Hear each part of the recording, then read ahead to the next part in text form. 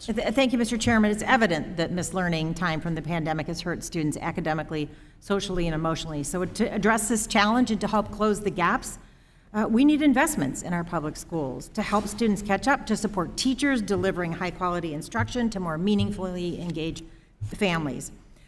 So instead of attacking how public schools responded to the pandemic with the information they had at the time, let's discuss how we can work together to help students and families recover equitably and effectively. So, Ms. Ray, I have 3 questions I'm going to try to get in 5 minutes.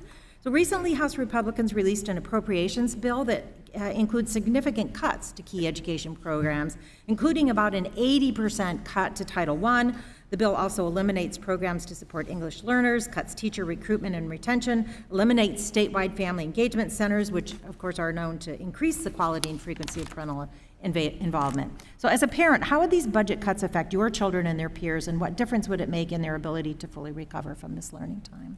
I'll answer quickly so you have time. And Mr. Chairman, I'd like to employ another 90s song lyric. Isn't it ironic? Isn't it ironic that this Congress allocated funding for those programs, recognizing that they were needed, and is now about to take them away at a time when they're also screaming loudly about learning loss? Community family engagement is one of the most important things we can fund in our federal budget, and that's because what hasn't been mentioned up here is that children like mine, they don't have alternatives. I don't really care what Catholic schools did, because none of them will serve my child. That's not a solution for me. Funding the programs that work for my family is, and I hope we do that. Thank you very much. And Ms. Ray, schools in Oregon, my home state, were some of the latest to reopen for in-person learning, but my state also has one of the lowest COVID death rates per capita. And I know timing for each community was different. But Ms. Ray, as a parent, how do you respond to the argument that school closures were too long or unnecessary? I would respond that causing educators, whether they're in a union or not, and children like mine, to choose between their life or an education is the absolute most least American decision that we could make as a generation, a 90s generation or thereafter. I appreciate that. I remember early on in the pandemic talking to an educator via Zoom when we were all in little boxes on a screen who said, I'm terrified to go back to the classroom. This was pre-vaccination. He said, because my wife works in a COVID unit, and I'm afraid I'm going to go in that classroom and pass the virus on to the students. So, Ms. Ray, research from the NWEA, the Northwest Regional Education Association, which happens to be in the district I represent, shows that students in grades 3 through 5 require anywhere from 2 to 4 months of schooling to catch up from missed learning time in reading and math. So access to a highly effective teacher during the school day can contribute to students' success. For example, a national board certified teacher can accelerate student learning by 1 to 2 months, with students of color and students from low-income families experiencing more significant benefits. So in your testimony, you mentioned a Teacher of the Year. We have one of those here on our committee. Representative Hayes is a National Teacher of the Year, but you mentioned an award-winning, highly qualified certified teacher, Mrs. Phillips.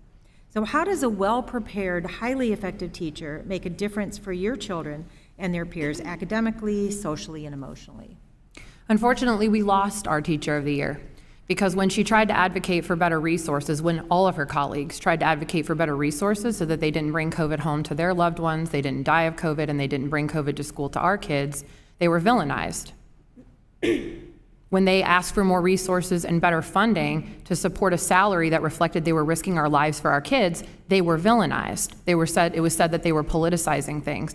So my answer to your question is, I won't know anymore what the impact of that would be.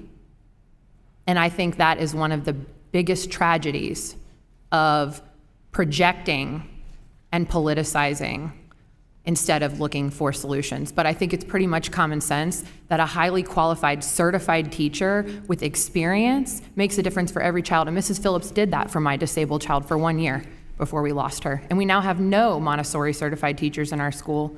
And I know, after speaking with them, that's in large part a result of how they were treated, because they wanted the dignity of work. A profession mostly made up of women and serving underserved and minority communities, saying that a decision to force them to go to work when it's not safe, it has an element of racism or classism to it. We're going to villainize that when it's true. That is absolutely shocking to me as a parent.